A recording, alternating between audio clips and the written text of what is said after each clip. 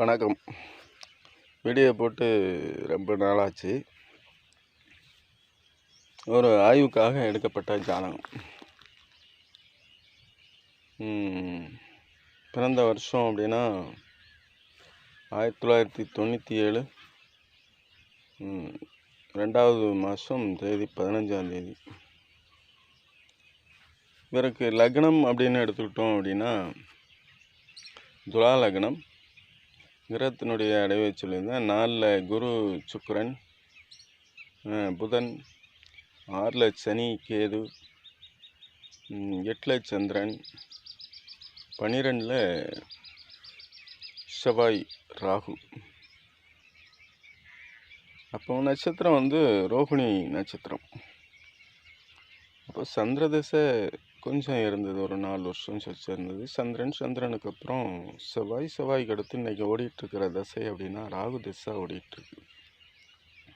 இப்போ ராகு திசை ஜாதகருக்கு நன்மையை தருமா அப்படின்னு பார்த்தோம் அப்படின்னா, ராகு லக்னத்துக்கு 12வது ராசியில் கன்னியில் உட்கார்ந்துருக்குறாங்க.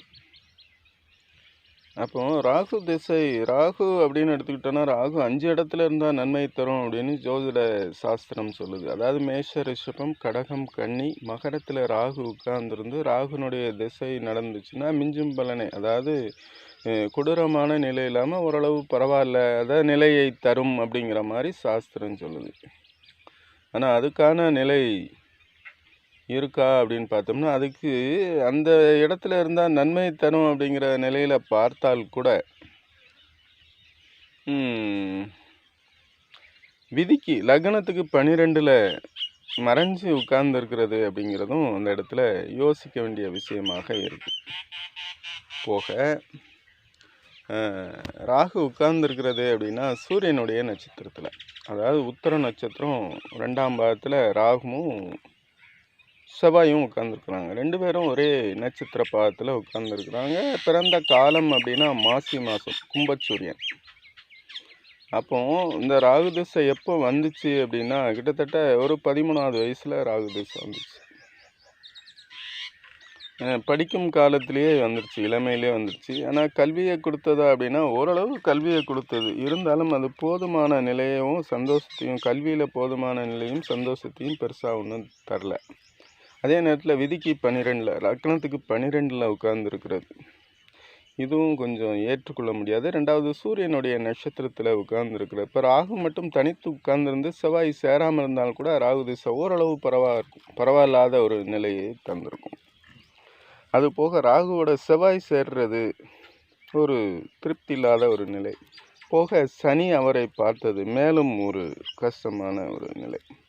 அப்போ ராகு திசை எந்த நிலையிலையும் பார்த்தாலும் இவருக்கு திருப்தியான நிலையை தராது அப்படிங்கிற நிலையும். இப்போ இன்னைக்குள்ள வயது அப்படின்னா கிட்டத்தட்ட ஒரு 27 வயது ஓடிடுச்சு.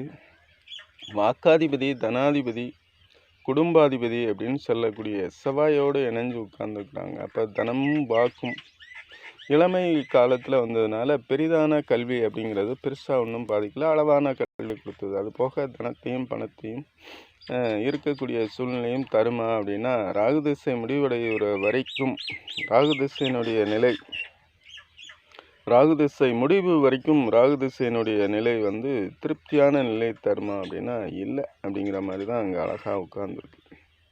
அப்போது ராகுனுடைய நிலை அப்படின்னு பார்த்தோம் அப்படின்னா 12ல் மறைஞ்சதுனால சூரியனுடைய நட்சத்திரத்தில்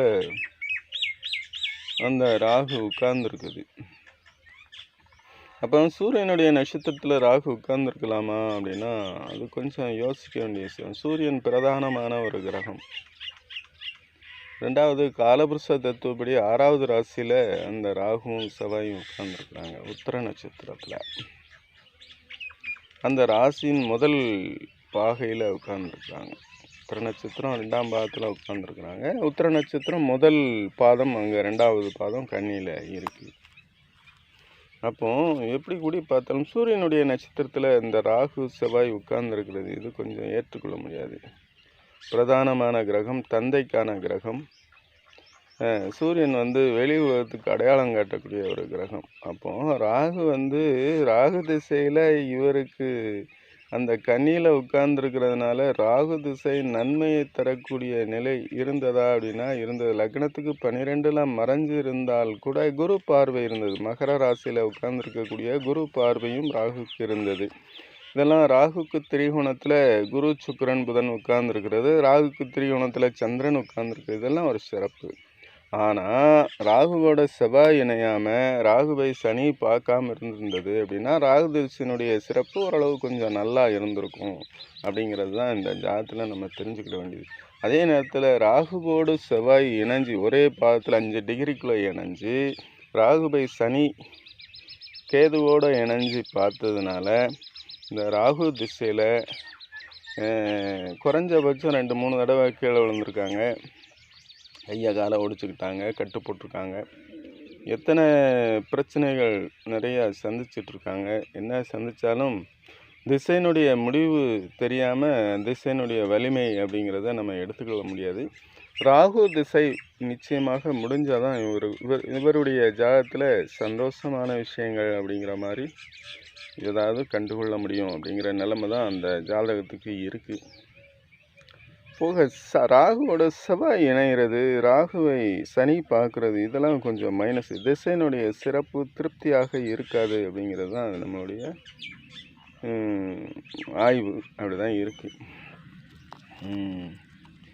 மற்றபடி பொதுவாக ராகு தசை நடந்துச்சு அப்படின்னா அவங்கள கூட அந்த பாவகிரகங்கள் அப்படின்னு சொல்லக்கூடிய அந்த செவ்வாயும் சனியும் நிச்சயமாக பார்க்கக்கூடாது. அப்படி ஒரு ஜாதகத்தில் எந்த ஜாதகமாக இருந்தாலும் சரி, எந்த இடமாக இருந்தாலும் சரி, தசாநாதனோடு அதிக பக்கத்தில் ராகுவுக்கும் நெருங்கிய டிகிரியில் செவ்வாயும் சனியும் இணைஞ்சு ராகு திசை நடந்தது அப்படின்னா திசையினுடைய போக்கு திருப்தியாக இருக்காது அப்படிங்கிறது தான் இந்த வீடியோவில் நான் சொல்லக்கூடிய விஷயம். நன்றி.